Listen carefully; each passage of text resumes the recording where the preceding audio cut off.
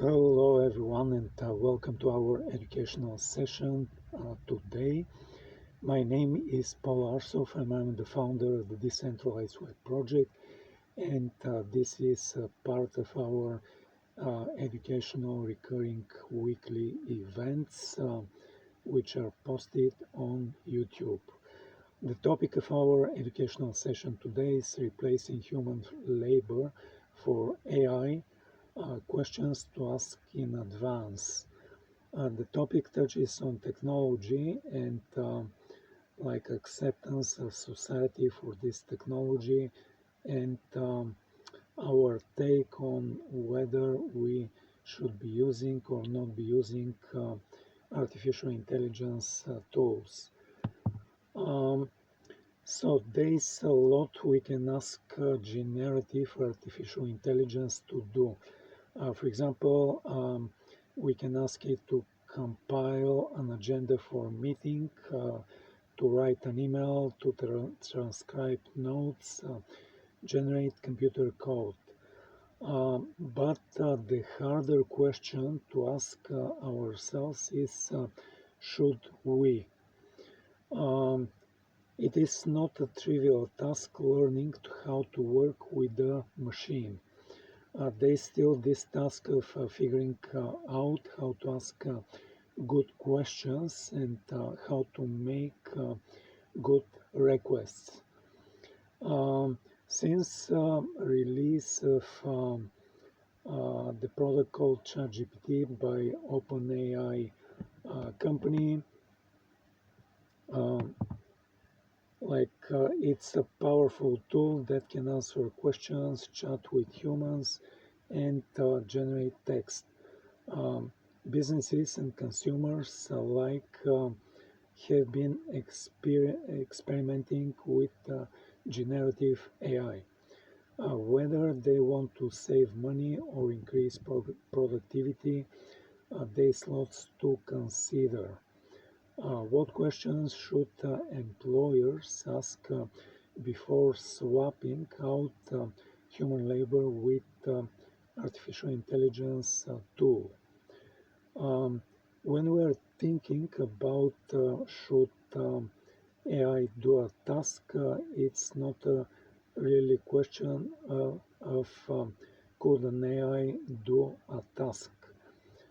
It is whether the process of combining AI with human capability is worth the efforts. A lot has to do right for a human AI interaction to be worthwhile. Humans have to ask the right questions and be able to evaluate the quality of the system's answers in timely manner. It is going to be more efficient than just having the person do the task directly. Is it? Um, in a recent a conference hosted by MIT, Initiative on Digital Economy, um, we did find 4 questions to ask when deciding where and when AI makes sense. The first question we can ask ourselves is, how much time does the task require without AI assistance? Um, AI is often lauded for its ability to do tasks in a fraction of the amount of time that a human takes. Therefore, if you have a task that takes a lot of time, normally that's going to be a candidate that is ripe for substitution. So what is more, the tasks AI excels at are common across lots of jobs, meaning there's simple and there's ample opportunity for it to be used. That may be writing an agenda, for meeting or writing some software that builds a web app uh, and does X, Y, Z. Um, it's important to note how big of an impact generative AI is going to have, though this will depend on how many tasks it can do, how common they are, and how important these are in labor markets. The second question we can ask ourselves is how highly paid are the people who perform this task? Done right, artificial intelligence can save businesses money.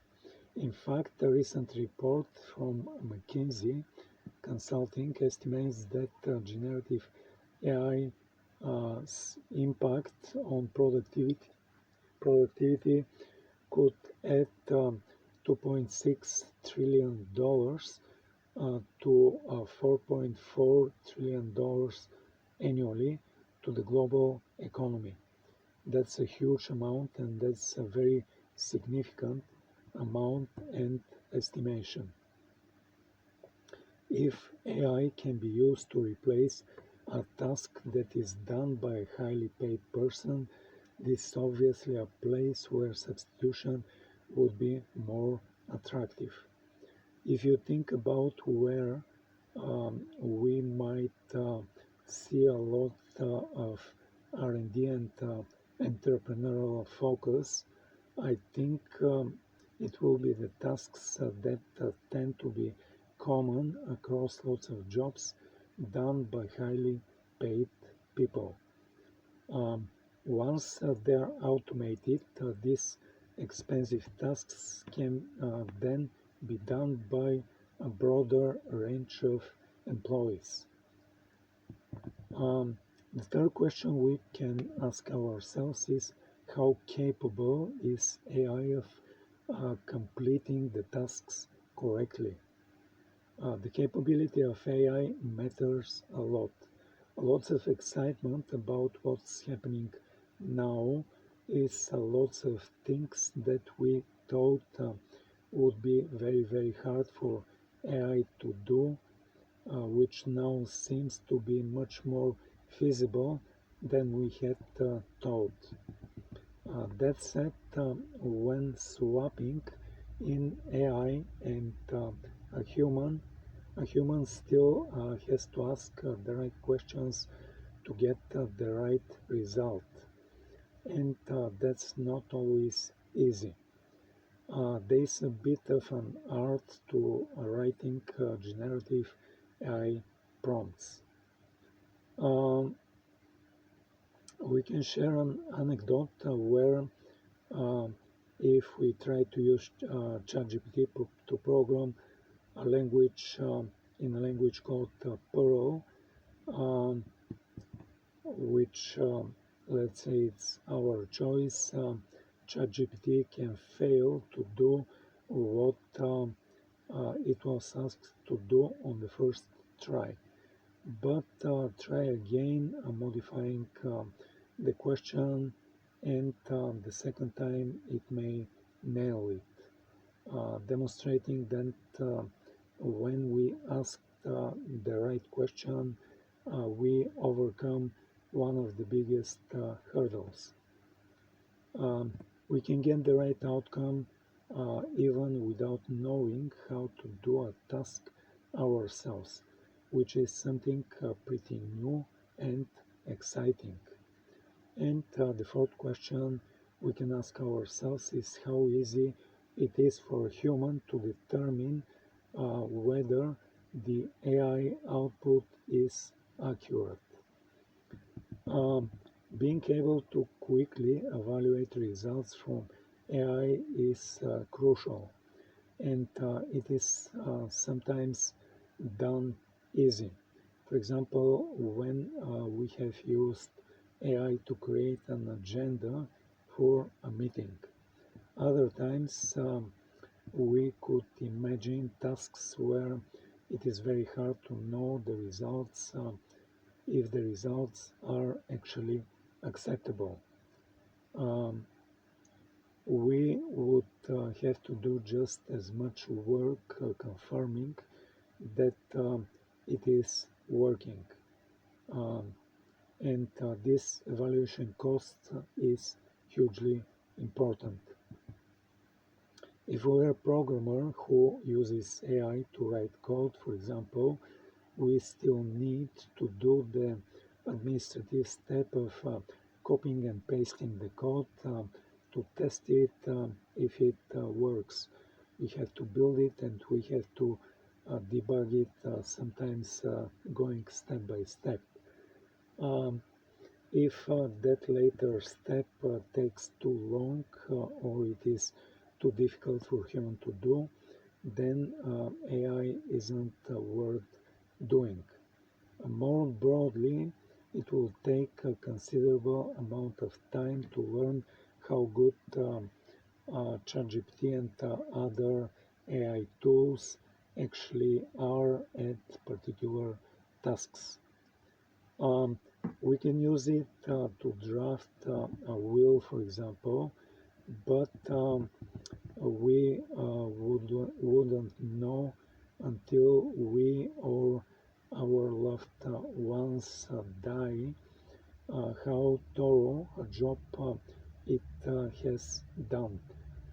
For the time being, it's probably better to stick with a human lawyer for this specific task of will drafting and writing.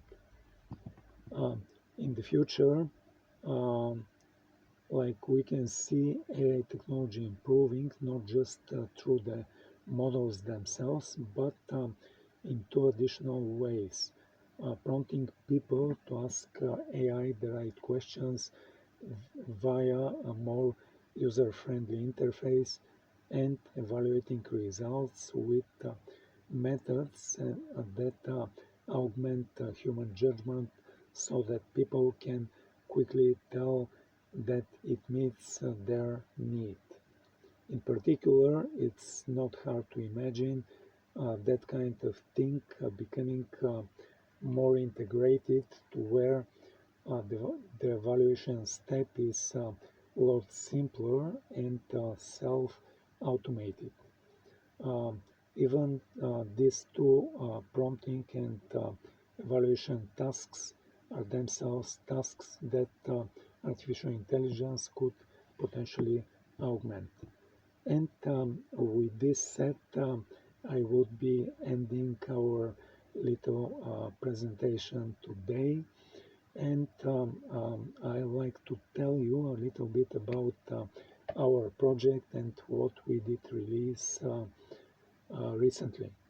We have a marketplace and collection of objects based on um, three-dimensional objects. And with three-dimensional objects, there has to be special software which loads and displays these objects. And actually, first, this specific software has to open a window. Then it has to read the 3D object file, um, load it and place it in the window, and then it can start animating this three-dimensional object in a way of moving it in a random fashion around the window. In the very beginning of this specific sub-project of 3D NFT marketplace and collection and engine, we had to decide whether to use a um, standard 3D software engine, and usually the biggest choices and the most popular choices for creators of 3D objects are to use two different and popular game engines. One of them is called Unity, the other one is called Unreal. But with using standard game engines, their strings attached, and that's why we decided to build our own 3D software engine, which, as I described, opens a window in a computer screen. It loads the 3D object and it starts animating it in a way of moving it in a random fashion around the window it did open. But in addition to this initial and important tasks of opening a window, loading, displaying and animating the 3D NFTs, our 3D software engine brings multiple additional capabilities. The first capability for our additional capability for our 3D NFTs is the capability of speaking. The 3D NFTs can speak in one of three different basic voices. The 3D NFTs can speak either in a male voice or in a female voice or in a whisper kind of a voice. In addition to the three basic voices, there are three different flavors of voices, and voice can be spoken either in normal speed or in a fast speed or in a slow speed manner. And for example, if we take a male voice and it is spoken in a slow speed manner, then this voice can come as the voice of a very masculine person or the voice of an old person. And if on the other hand we take a female voice and it is spoken with a fast speed, then this voice can come as the voice of a little girl or the voice of a funny person. Um, so that's it regarding to the speaking capability. The second additional and important capability that we have is the capability of recognizing voice commands. For example, if we have a 3D NFT which is loaded and moving in a random fashion around a window, we can issue our very first voice command to the 3D NFT to stop moving. And then the 3D NFT is going to stand still and stop moving. Then we can issue following voice commands to the 3D NFT to move left, move right, move up, move down, zoom in, zoom out, rotate. And then the 3D NFT is going to fulfill each one of these different voice commands and move left, then move right, move up, then move down, come closer, zoom in, go farther away, zoom out, and start rotating. The third additional and important capability that we have for our 3D NFTs is the capability of them having a basic artificial intelligence. Wow, really? Wow. Um, so we can ask the 3D NFT with a voice with our voice sentence spoken to the 3D NFT. We can ask it, what is your name? And then the 3D NFT is going to reply with their name. We can ask the 3D NFT to describe something. For example, describe Web3, or describe decentralization, or describe Russia. And then the 3D NFT is going to reply in few sentences about Web3 or about decentralization or about the country called Russia. We can ask the 3D NFT, who are you? And then the 3D NFT is going to reply with a few sentences of who they are. The last but not least important additional capability that we have for our 3D NFTs is the capability of us seeing them in real three dimensions. Currently, we have version of the 3D NFT which is loaded on a flat two-dimensional computer screen in a window which is also two-dimensional. But we are going to be having a second version of the same 3D NFT, and this version is going to be displayed in a way of stereoscopics. What stereoscopics means is that part of the 3D NFT is going to be displayed in red or reddish colors, and another part of the 3D NFT is going to be displayed in a blue or bluish colors. Then you can come to our 3D NFT marketplace, and probably this is the moment which I can tell you the URL and the name of our 3D NFT marketplace. It is 3dnft.decentralizedweb.org. 3D NFT is typed in a way of the number 3 followed by the letter D followed by three other letters NFT, and it is all together 3D NFT. Then there is dot and it is followed by two words which are typed all together: decentralized and web. Um, and then we have a dot, and it ends with org.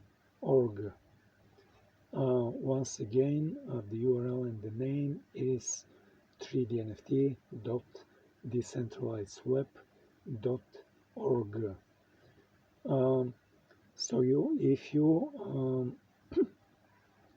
go to the bottom of every page on our 3D NFT marketplace, you can see the icons of the social networks that we post on.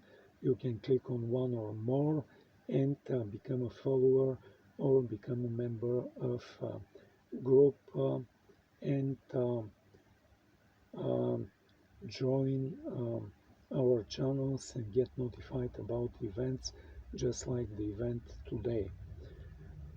But coming back to the last but not least important capability of us seeing the 3D NFTs in a way of stereoscopics, you can go to our 3D NFT marketplace. You can see the main page on our website.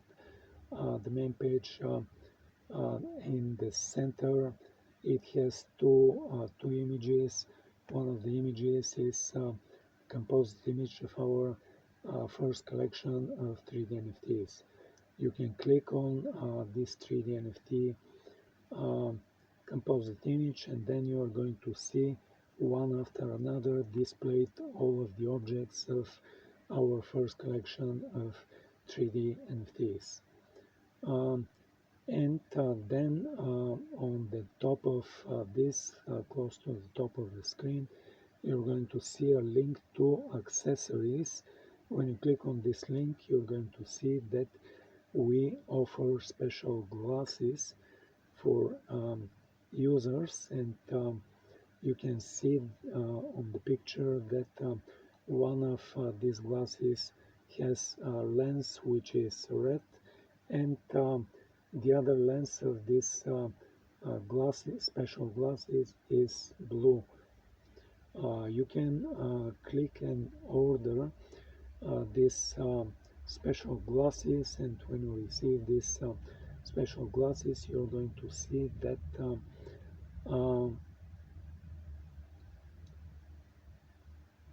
you're going to put these glasses on. You're going to have a 3D NFT displayed in a window, and you can request a displaying of this 3D NFT in a way of stereoscopics. And Then when you put your these special glasses and you have the 3D NFT displayed in well stereoscopics, you're going to see the 3D NFT as coming out of the flat two-dimensional computer screen, and you're going to see it in real three dimensions. With this said, I would be closing the introduction of like our 3D NFT marketplace and the our first collection and the engines. But I like to also mention that in our 3D NFT marketplace we have our own blockchain instance. This allows us to skip and like waive the charges for deploying of the smart contracts for the non-fungible tokens, and our users do not need to pay this, and they do not need to pay for transfers of ownership from one user to another user. In this way, we are detaching our NFTs from a particular popular blockchain. We are attaching it to our own blockchain, and we allow our users to have a choice of four different crypto coins which they can use for buying and then receive proceedings from sale of 3D NFTs. The current choices of coins to buy and sell includes Solana Sol, Polygon Matic, Avalanche Avax, and Qcoin, which is a big centralized crypto exchange. It has a coin called KCS. Um, in addition to payment with crypto, we have a second parallel and independent way of buying and selling of 3D NFT directly with fiat currency. I can describe the sequence of things for a user who decides to buy a 3D NFT with a fiat currency. Let's say the user is at the clicks on the composite image on the main page.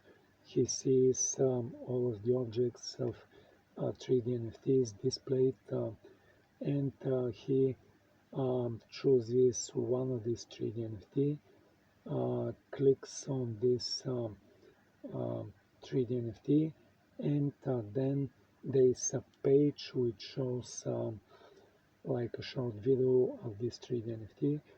Then it shows um, like a drop down box where people can select one of the four crypto coins, and then the fifth choice is paying with fiat currency. So let's say the user selects payment with fiat currency, and they click the button to advance next. Then on the next screen they can put their debit or credit card number, expiration date, and CVV number. And when they click to advance next, what is going to happen is there's going to be a transaction, and like the debit or credit card of the user is going to be charged in their national fiat currency. Uh, this amount in the national fiat currency of the user is going to be converted to US dollars, and it is going to be deposited in our bank account. Then we are going to follow with the following action of transfer of the initial ownership, which is with our marketplace, and we're going to transfer the ownership to the user who just made a payment for purchase of this 3D NFT. Now this user is the current owner of this 3D NFT, and we have a deposit of the payment for the 3D NFT in our bank account in US dollars.